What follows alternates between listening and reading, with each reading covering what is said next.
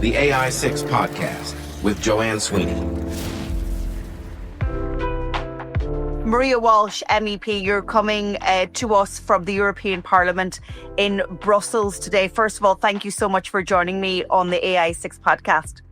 Not at all. Thanks for having me. I mean, I don't know what context I can offer you. I usually go to this podcast and your social media to get understandings of what's happening in the world of digital comms, the good and the bad and the indifferent. So I hope I can facilitate your tough questions. Well, listen, the good, the bad, the indifferent, and we might add to that the ugly too. And the topic for today's conversation is deepfakes, and you're doing tremendous work in Europe on our behalf on that. But first of all, talk to us a little bit about your work as an MEP and how you've brought deepfake into it. There's about 20 odd committees here in the European Parliament. To give you the cliff notes, 720 MEPs working across the 27 member states. And within that, you work individually on your own ambitions and goals that impact your constituents. You also work within your grouping. So for Fine Gael, where I sit, it's the EPP group. And then you also work within your committee. And then within all of that, you're also working right across the political divides, across the hallways to make sure other MEPs of other political groupings that might have similar interests or have been impacted by something, you're leaning into their expertise, and it's really becoming this EU-wide support. So deepfakes have been around for a long time. The music and the movie industry have been using them for quite a while. And I would call that the good side of deepfakes, you know, bringing us into that mythical, magical world.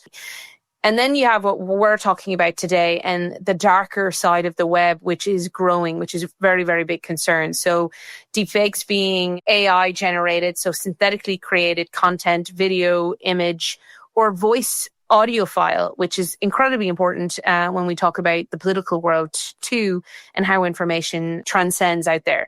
And what we know from current research, and this is probably a big issue, we don't have up-to-date. We feed into a lot of the same research. Right now, from research, 96% of deepfakes being created are created with a pornographic or sexually explicit nature in mind. And 99% of that victim is women and young girls. So you don't have to go down too far now, down that dark web to understand, A, this growing AI world in all its goodness is also shedding light onto the darker side of the web that has been brewing for quite a while. And sadly, you see some jokes, you know, we've seen a minister of state now who used Taylor Swift, or you see the Pope wearing a dapper white coat. But from the flip side of that, you also have a number of prominent women like Prime Minister Maloney, who is currently ongoing criminal proceedings because a deepfake was shared of her. And for those who perhaps are like, is this really a thing? I mean, can you imagine in less than 25 minutes, a deepfake could be created on either of us, Joanne? And while our heads may be the same, we're in a very pornographic, sexually explicit way. Not only is our personal lives impacted, but our professional standing is impacted. And we're seeing that more and more now. And I get calls from parents, both in Galway and Donegal of recent, whose daughter had been a victim of a deep fake. And in many ways, we have this great world, as I said, the lack of education and awareness, the lack of legislation then, because at an EU level, we have the likes of the AI Act, Digital Services Act, Digital Media Act. At a national level, we have the likes of Coco's Law in honour of Nicole Coco Fox. But at the end of the day, the big loophole, which is what we're working on here across Parliament, is the perpetrator themselves are not at fault. So the disseminator is. And when you have rollbacks on rights from the likes of what's happening in X or Meta in the United States, then where are we in the world where someone can create a photo of you and I, or a video or an audio file, put it up into the World Wide Web, and our personal and professional standing is eradicated, obliterated overnight. And the content can't be pulled down fast enough, because once it's out there, it's very difficult to take down. And then at the end of the day, you still can't even criminalize, and that perpetrator face judicial systems at any level. So I share all of that knowing people listening are probably pulling their hair out going, but what are you doing about it? And for me, it's around closing that loophole in the review of the Digital Services Act and the gender-based violence file legislation, I should say, that has been recently passed too. There's some loopholes here that we're going to have a targeted gender-based legislation on closing that loophole, because as I said, 99% of deepfake victims are women and young girls, but we've a hell of a long way to go, which is incredibly frustrating, but also reassuring that we're moving in some way, that we know this is a very threatening issue right now that's facing you and I and young women in our lives.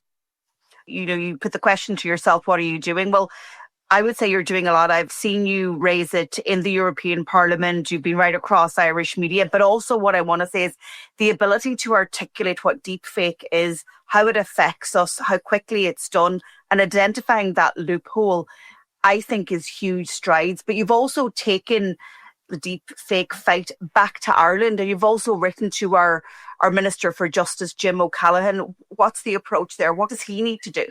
Like everything at an EU level, you know, our member states, our 27 strong member state bloc can move a hell of a lot faster than at an EU level. So there's no reason why Ireland coming into our EU presidency next year. So for those who might not know, we have 6 months from July to December of 2026, where we will be the lead negotiators at an Irish government level in any EU legislation coming through. So we're the honest broker on behalf of the council. And there's no reason why then you have that. You also have the fact that we're a house and a home to many big tech companies for Europe. We have to play our part there. And we have an amazing skill set at telling this like it is in terms of predominantly English speaking with our counterparts across Europe. So in a long-winded way, I've written to the Minister for Justice to ultimately make sure at a national level we can introduce and criminalise legislation on the creation and the harmful distribution of these deepfakes. And while I mentioned AI and Digital Services Act, all welcomed, but we can be the leaders in this and the champion, but it takes him and his department to make sure we have the teeth in our Irish legislation and pushing beyond what EU legislation is coming down so we can create the best practice. So as member states are rolling out the AI Act, Digital Services Act, which they already have done, but when we'll have reviews of that we're already saying as a department under his guidance that we're like, hey, we are best in class because we take our jobs very seriously in making sure the most innocent, a minority group like women, girls, persons of colour, our LGBTI plus community, people who celebrate different creeds, which we are home to, thankfully in my eyes, that they're being protected and we are leaders in that class. But I mean, it's one of many letters I will have to him, conversations. I've already started working with Commissioner for Equality, Labib. I've spoken to the Commissioner President herself, Ursula von der Leyen, on this because ultimately we need all actors. But back to your point of why I've written to the Minister for Justice, Jim O'Callaghan, it's because I really do believe that Ireland can be the best in class at this. And, you know, in all of this, Maria, you haven't mentioned to us, and you have been a victim of deep fakes. And in fact, there is a whole library of deep fake images for politicians. How did you find out about it? And, you know, on a personal level, how did you feel? You know, first and foremost, on a personal level, when I seen there's 2 images, so there's a database of these images of politicians. There's 2 of me in that database. One I really had to look at because I was like, oh, that looks kind of like me, but I don't remember ever having that shirt. That's how lifelike it was, in the sense of I was like, oh, God, I wonder where that photograph was taken.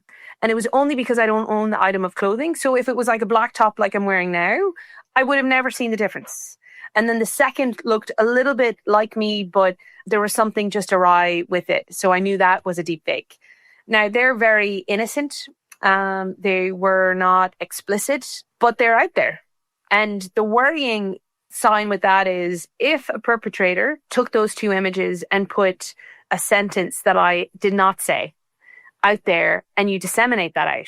I mean, not only is, again, back to that image of my personal and professional standing is diminished and slowly being eradicated right before my very eyes, and I can't have control on it because people are like, well, that is you. I got it off the diary, or like, well, I seen it on social media platforms and it looks exactly like you. And that's the real worrying sign. And then the realities is, as a public profile for the last 10 years since the International Rose Days in 2014, The sad reality is there's more than likely a lot more deepfakes out there that we just haven't seen.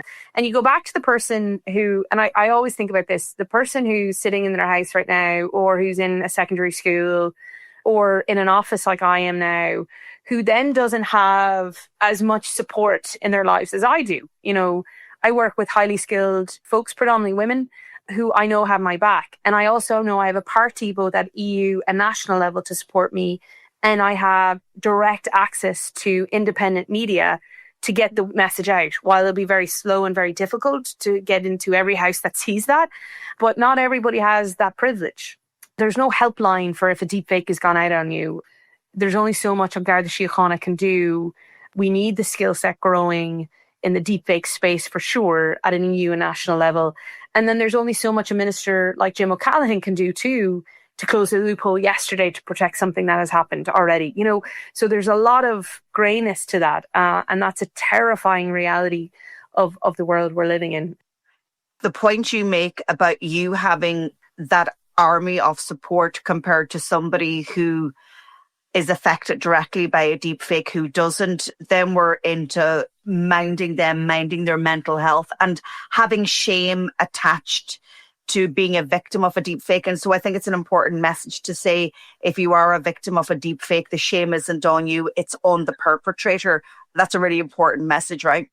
Yeah, for sure. And take it back to, I spoke to a parent a couple of weeks ago in Galway whose daughter and I think two of her friends had been involved in a deepfake. And his belief was it was this social media phenomenon trend that happened in Spain, where young men were taking photos, creating these deepfakes, circulating content in secondary schools on Snapchat or TikTok, and not understanding the full depth of devastation they've caused, only following the online trend of whatever that is that day. And the parent I spoke to just was like, I didn't know where to go. We went to the school, we flagged with Garda Síochána, and then we've been working to get therapy support for my kid. But I just can't even imagine seeing a deepfake doing their rounds on me in an intimate position, my parents, my family seeing that, my close friends, my grandparents perhaps, and then you have to be the fighter, and the person who created it is living in the grey, almost being applauded for getting away with it again.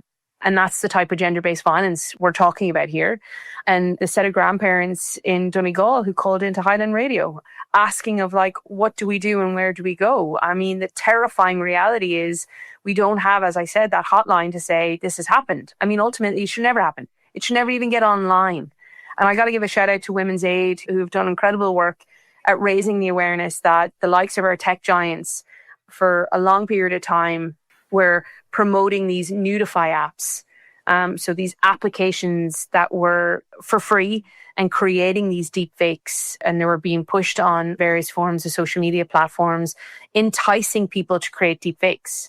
And you don't have to go too far down the web now. It's not like back in the day. I remember in a very different world, I remember being, as the first known LGBTI arose, and you had to go down a lot of the pages to find the mean things, And now, sadly, you don't even have to flick your phone all that far to see it screaming at you. And I think another conversation could be around where we are in democracy right now, and where we are and being good humans and minding humans, and understanding that if we post something today, the impact that has on a person's life longer than the 60 seconds that it's gone up there, the reality of that, the threat of that hasn't sunk in yet.